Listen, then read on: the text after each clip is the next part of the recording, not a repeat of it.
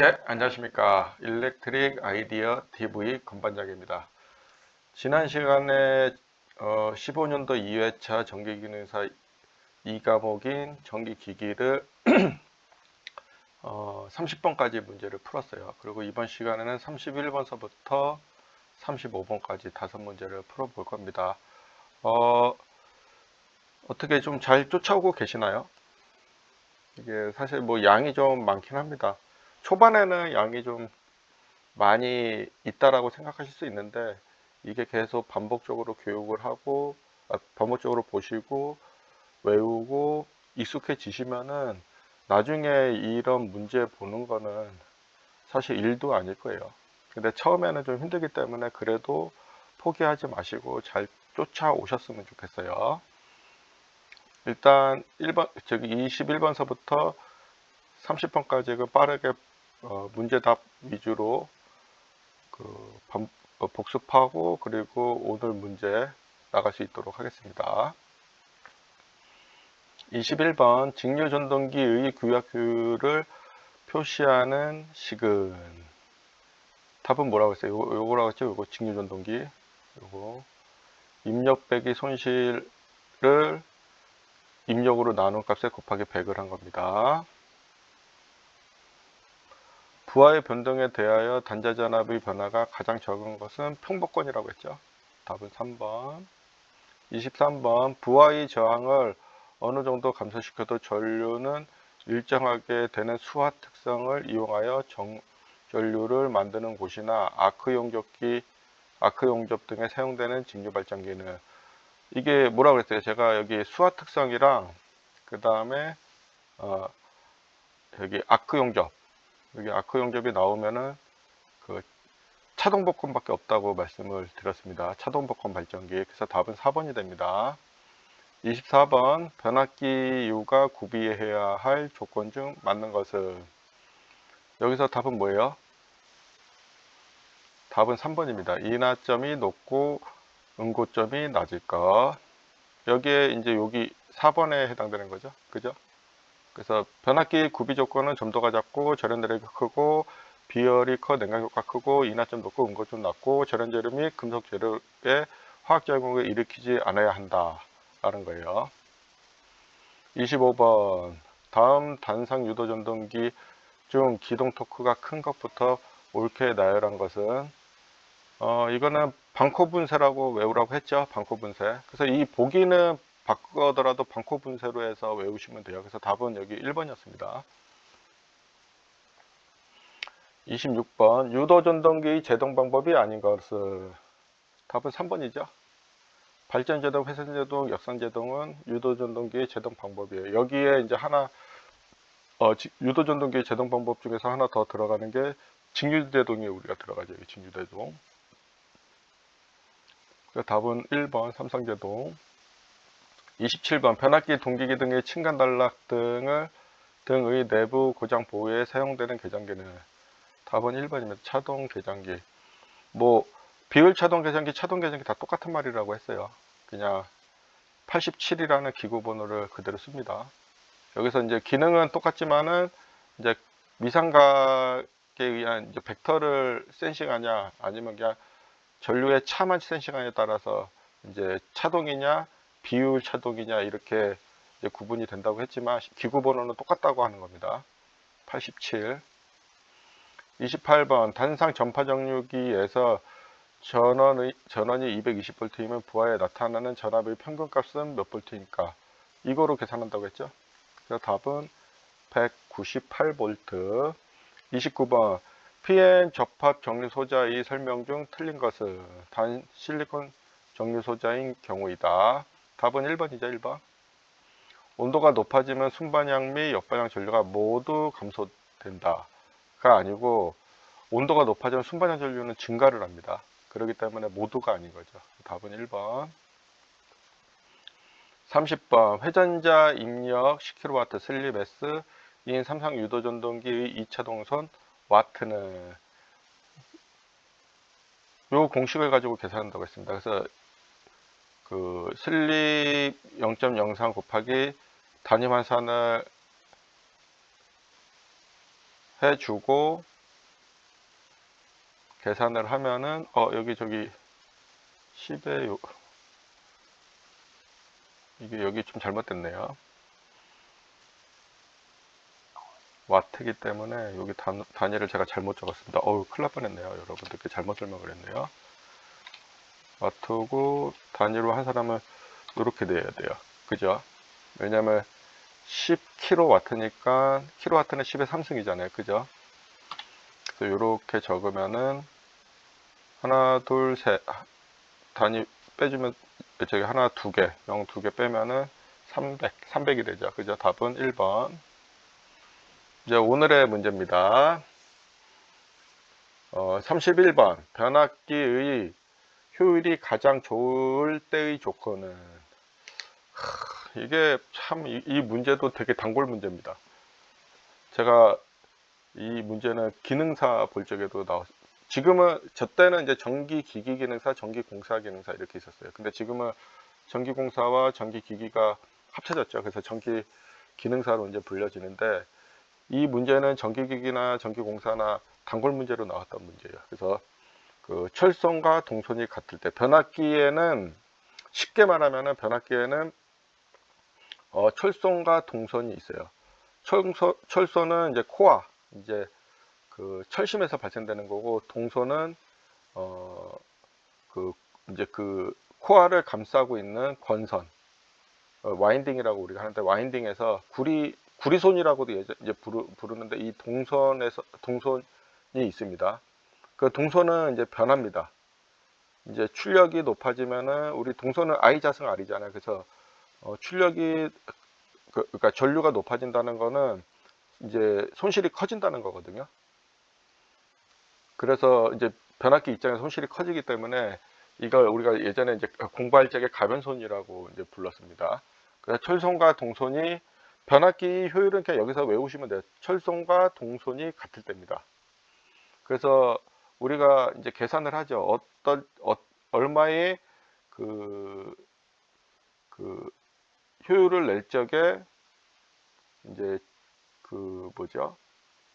그 철선과 동선이 같아지는 거를 이제 계산을 해서 거기에 맞춰서 우리가 이제 그 변압기의 용량을 걸어놓고 이제 최적 운전을 하는 거죠.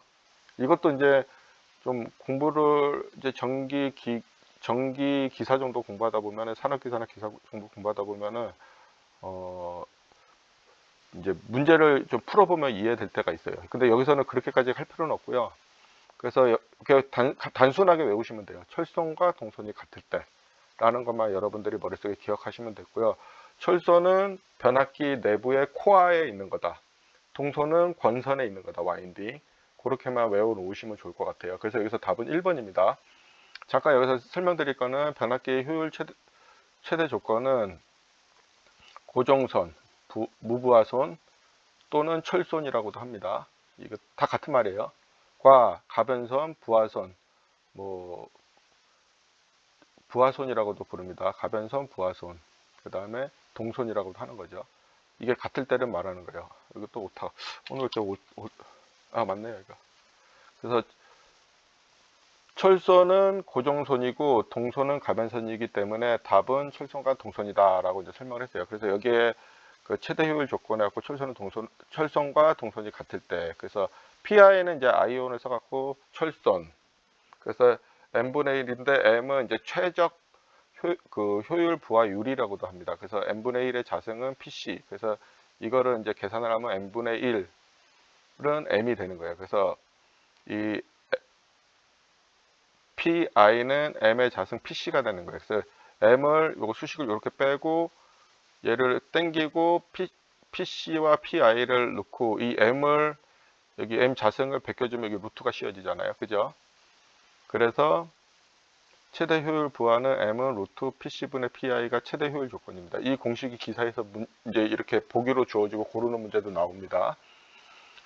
그리고 참고사항, 무부하선은 철선, 철선에는 히스테리시스선 플러스 와루선이라는 게 있어요. 이거를 고정선이라고 하고, 부하선은 동선, 구리선 또는 I자승 R 또는 가변선이라고도 부릅니다. 그래서 여기 아까 철선에는 히스테리시스선과 와류손이 있어요.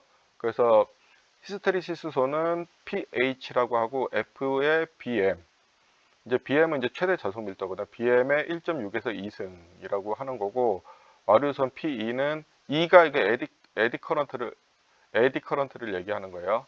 맴돌이 전류인 거죠. PE는 T의 F의 BM의 모든 앞에 가로를 쓰고 전체의 자승이에요. 그래서 T의 자승, F의 자승, BM의 자승 다 같은 말이에요. 그래서 묶어서 가로로 자승으로 이제 TF, BM의 자승이라고 하고, BM은 최대 자승 밀도고, T는 이제 강판 두께. 이제 우리가 변압기의 코어를 적층하잖아요. 적층할 때 강판의 두께를 말하는 거고, 주파수는 우리나라 같은 경우 주파수가 상용 주파수가 60Hz로 정해져 있죠. 일본 같은 경우는 50Hz. 그래서 요거는 공식 정도는 히스테리시스손이랑 와류손은 공식 정도는 여러분들께서 외우고 계셔야 됩니다. 네, 물 좀 한 잔 먹었어요. 그래서 제가 공부하라는 게 변압기의 효율은 철손과 동손이 같을 때, 그 다음에 무부하손은 요렇다. 그 다음에 부하손은 요렇다. 히스테리시스손은 요렇다. 와류손은 요렇다. 정도만 알고 계시면 돼요. 다른 것들은 그냥 눈으로 보고 넘어가시면 될 것 같습니다. 제가 공부하라는 것만 하시면 돼요. 여기 기능사는 기사를 만약에 공부하면 이걸 다 알아야 되지만 기능사 정도는 요 정도만 알고 계셔도 무방할 거로 보여줘요. 뭐 욕심 있는 분을 다 해놓는 게 나중에 더 좋긴 하겠죠.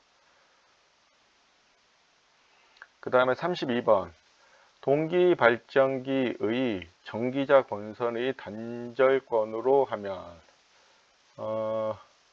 요거 같은 경우는 단절권으로 하는 이유는 이제 파형 계산을 하는 거고요. 파형 계산은 이제 고조파를 이제 감소시킨다는 거로 의미를 이해하시면 돼요. 그래서 여기서 답은 고조파를 제거한다가 답입니다. 그래서 참고하세요. 단절권은 고조파 제거, 기전력의 파형 개선을 할 수 있음.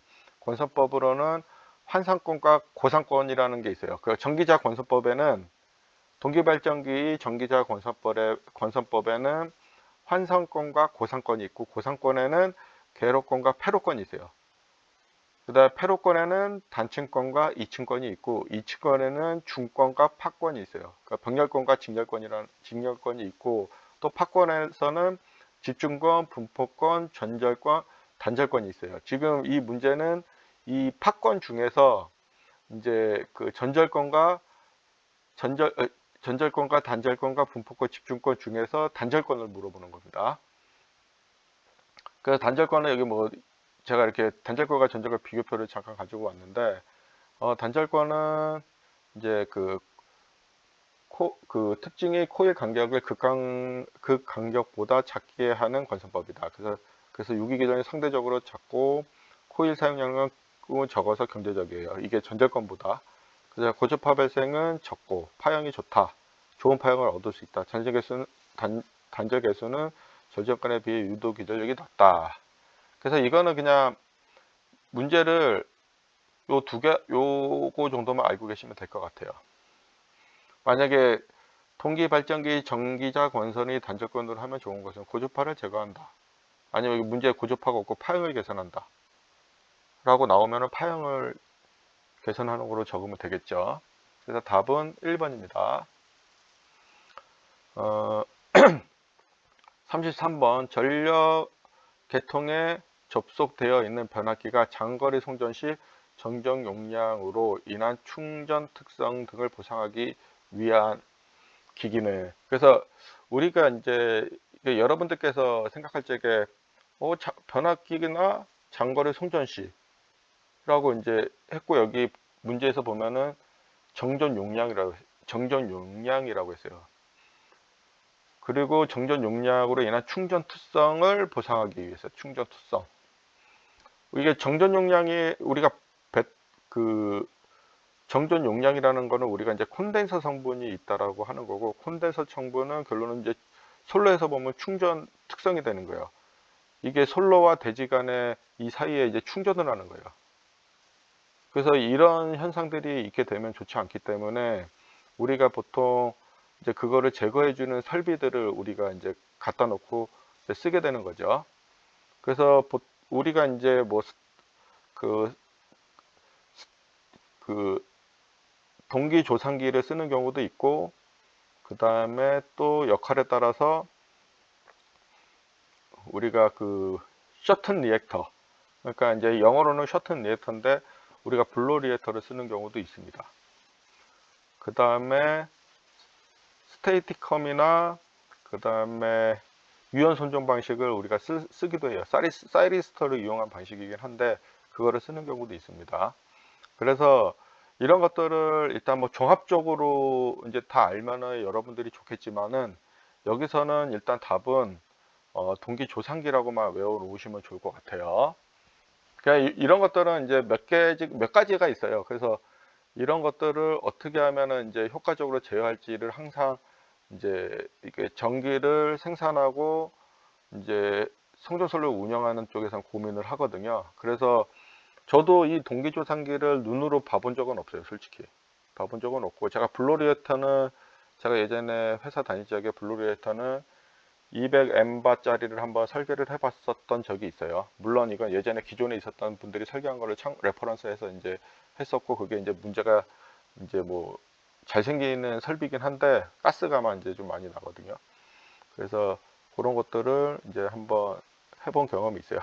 한국전력공사에 이제 납품을 했겠죠. 그래서 여기서 문제는 동기조상기다. 그래서 뭐 사실 그러니까 간단히 설명하고 넘어가려고 했는데 어떻게 하다 보면 또 길게 설명을 했습니다. 그래서 1번 동기조상기는 전력계통에 접속되어 있는 변압기, 유도기, 무브와 장거리 손전 솔로 시 발생되는 충전 특성을 보상하기 위해 위상 조정용으로 쓰이는 기기입니다. 그래서 모양이 이렇게 돼 있어요. 그래서 앞에는 플라이휠이 있고 뒤에는 싱크로너스 콘덴서가 달려져 있는 거예요. 그래서 플라이휠이 있다라는 건 계속 관성으로 뭔가를 만들어 주는 거죠. 그죠? 그래서 이거를 여기 그림으로 보면 이렇게 돼 있는 거예요. 이 그림을 이렇게 가져오면 이렇게 돼 있는 거예요. 그래서 플라이휠이 있고 싱크로너스가 있고, 이 계통의 어떤 조건에 의해서 이제 얘네들이 이제 움직여지겠죠. 그래서 동기조상기의 주요 특성은 무효 전력을 실시간으로 조종할 수 있어 전압 변동을 최소화합니다. 그 다음에 계통의 안전성을 향상시켜 전력 품질을 향상시키고, 역류를 개선하여 전력 손실을 줄이고 송전 설비의 효율성을 높이는 데 사용한다. 그래서 역률 개선을 하여 전력 손실을 줄인다. 이것도 좀 중요한 것 중에 하나고, 무효 전력을 조종한다. 이것도 되게 중요한 거예요.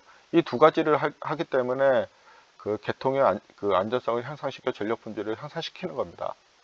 그래서 이거를 뭐 또 설명하면은 또 길어지는데 설명할까요? 간단히 이제 일단 간단히 그냥 빨리 설명을 좀 잠깐만 해드릴게요. 역류를 개선하는 거는 이게 무여분을 조정하면서 역류를 향상시킬 수가 있어요. 왜냐하면 우리가 이제 피상전력이라는 값이 있는데, 피상전력이 우리가 이제 실제 전기를 100을 만드는 100을 쓰는 건데, 송전솔로의 여러 가지 특성들이 있어요. 뭐 그 리액턴스 성분이나 저항 성분 이런 것들에 의해서 이제 이게 100이 다 가지 않는 거예요. 그래서 우리가 실제 유효 전력이라고 하는 액티브 파워가 실제 우리가 100을 갔을 때 80을 쓴다. 그리고 20을 못 쓴다. 그러면 20이 무효 전력분인 거예요. 그냥 일을 안 하고 얘는 그냥 솔로에 이렇게 남아 있는 거예요. 그래서 그거를 역류를 개선을 통해서 실제 액티브 파워, 그러니까 유효 전력량을 높여주는 역할을 해주는 겁니다. 간단히 그렇게 지금 제가 말씀드리고 넘어갈게요. 또 말하면 또 길어지기 때문에. 34번 전력 변환 기기가 아닌 것은, 변압기도 전력을 변환을 하고 정류기도 그 전력을 변환하는 기기죠. 그 다음에 유도전동기는 회전기예요. 전력을 변환하는 게 아니라 전기를 회전력으로 만들어서 이게 그 전기를 운동 에너지로 이제 만드는 그런 전기 기기고요. 인버터도 전력 변환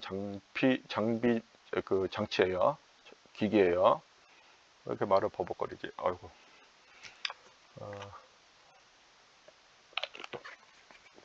그래서 제가 그림을 좀 가지고 왔습니다. 여기 전력 변압기는 여기 이렇게 두 개를 제가 가지고 왔죠. 아까 제가 문제에서 코어 나왔고 그 다음에 쿠퍼가 나왔잖아요. 여기 보면은 여기 이 노란색 이 가운데 짝대기로 이렇게 있는 게 코어예요. 코어를 이제 우리가 이제 적층을 하거든요.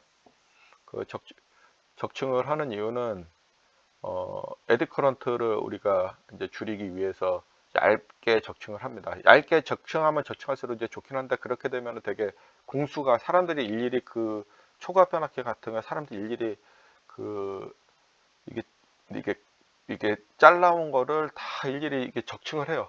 한 장씩 한 장씩 두세 명이 붙어갖고 한단 말이죠. 그래서 공수가 많이 들어간다라는 거. 그래서 이 코어가 우리가 철선을 의미하는 거고, 요 바깥에 이 그 오렌지색으로 나와 있는 게 이제 권선인 거죠. 권선. 여기서 아까 동선이 발생된다고 했죠. 부하선. 철선은 무부하선. 그래서 이렇게 돼갖고 이게 리드가 이렇게 올라가는 거죠. 이건 저 변압기는 한번 제가 여기 잘 나와 있네요. 이게 지금 부월적 예전기거든요. 이 녹색이요. 이 그림이 되게 잘 나와 있네요. 그 다음에 오일이 있는데 여기 사실 여기 보이진 않지만 여기 루버백이 들어가 있어요. 그래서 접촉되는 거는 오일과 바로 공기가 접촉되면 안 되기 때문에 루버백을 통해서 이게 외부 공기랑 접촉이 되고, 그 일부가 또 이게 공기가 안쪽으로 들어와서 또 이슬점이 맺힐 수 있기 때문에 우리가 브리더라는 걸 통해서 흡습을 한다고 했죠. 그 브리더는 흡습을 할 적에 실리카겔이라는 걸 넣어서 한다고 이제 말씀을 드렸었습니다. 그 다음에 이건 뭐 라디에이터, 이제 쿨러. 이거는 지금 라디에이터 방식이 아니고 쿨링팬 방식이에요. 그래서 여기 쿨링팬 방식 같은 경우는 간접냉각 방식이라고 우리가 보통 쓰는데, 여기 펌프가 있으면은 강제로 이제 순환을 시켜주는 거예요. 그리고 팬도 강제로 돕니다. 저희 발전소도 지금 강제냉각 방식을 쓰고 있는 변압기가 지금 설치가 되어져 있습니다. 참고적으로. 그 다음에 여기 이제 정류기, 여기 이제 하프 웨이브, 반파 정류기예요. 반파 정류기. 그래서 우리가 교류가 이렇게 들어오게 되면은 이제 이런 거 같은 경우 이제 정류기의 특성은 우리가 보통 여기 보면은 자 그림이 그려질 수 있을까 모르겠네요. 여기가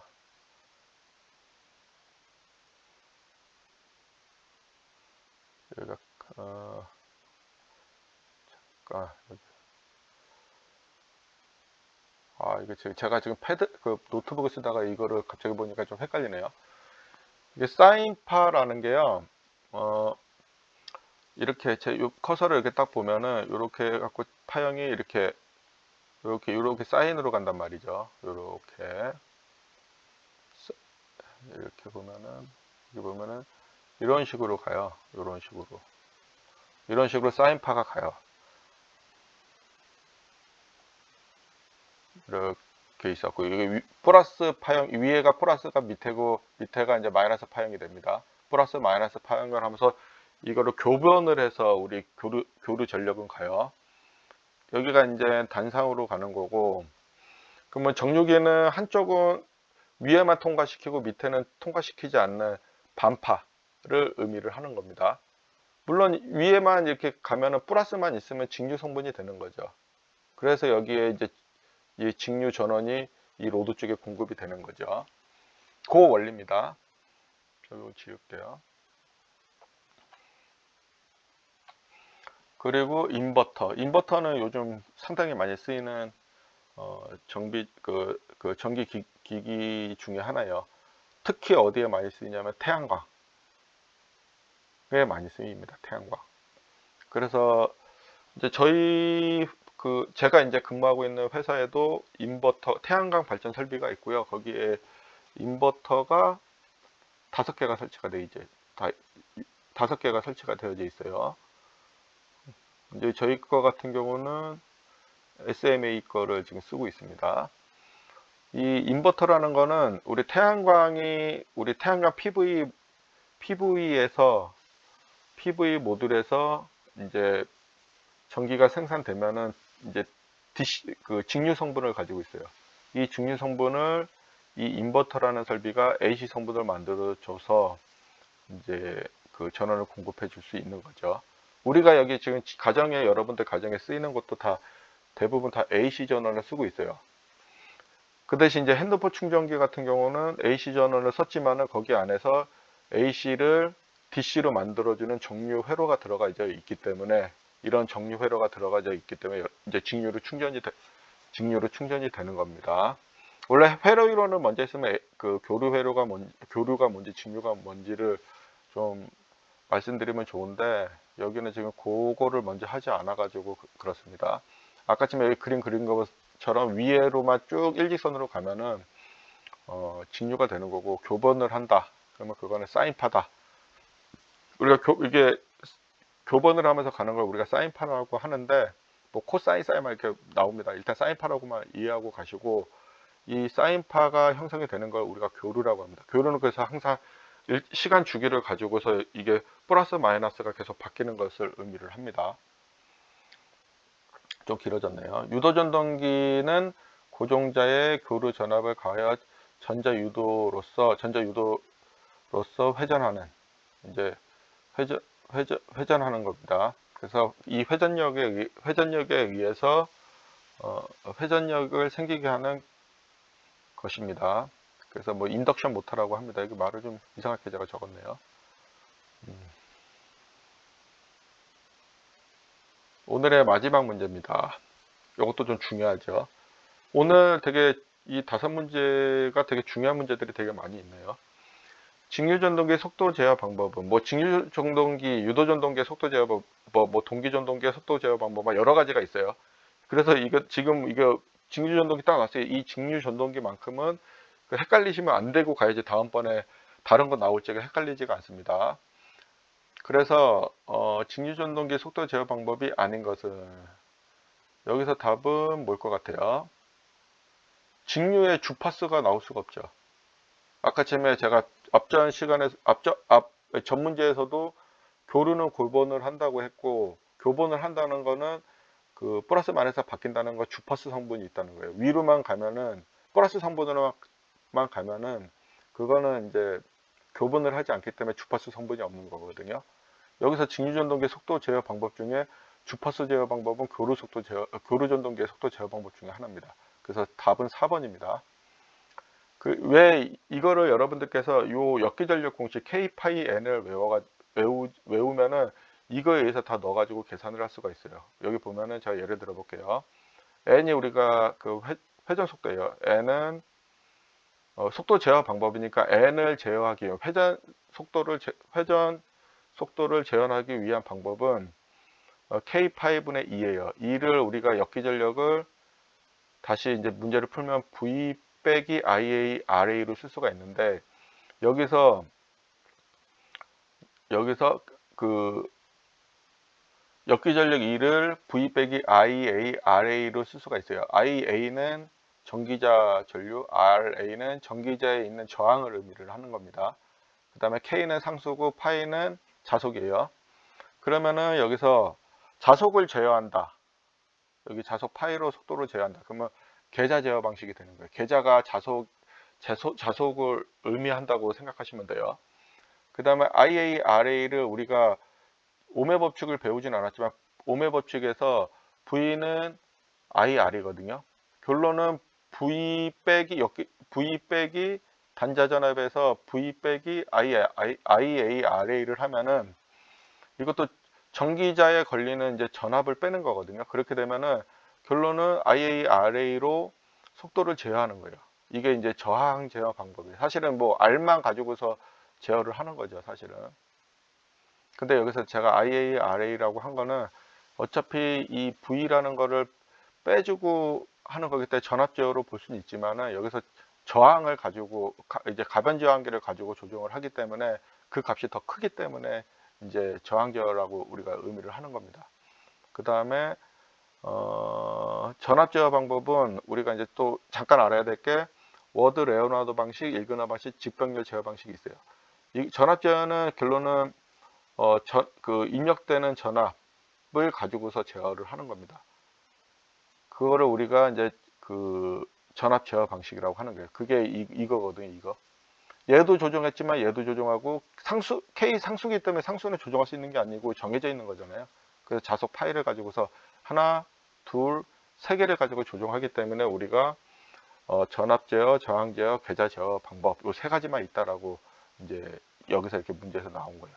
이 공식을 알면은 이 공식의 의미를 알면은 얘는 그냥 쉽게 구할 수 있는 거죠. 오늘 좀 시간이 많이 길었습니다. 좀 오늘 이 5문제가 제가 보기에 되게 중요한 문제들이 되게 많아요. 이게 실무에서도 좀 생각하고, 그리고 이 모든 자격증에서 되게 많이 나오는 문제 중에 하나입니다. 이거 속도 제어 방법을 이거 아직도 전기하는 사람들도 이게 구분을 잘 못하는 분들이 있어요. 그냥 왜냐하면 자격증만 보고 그냥 문제단만 외우고 땄기 때문에 의미를 알고 공부하면 시간이 지나도 까먹질 않기 때문에 여러분들께서 지금 공부할 적에 제 권반장이 생각한 그런 의미를 가지고서 이해하고 외워 놓으시면은 나중에 시간이 지나서라도 많은 도움이 될 겁니다. 네, 이상 오늘 영상 마치겠습니다. 감사합니다.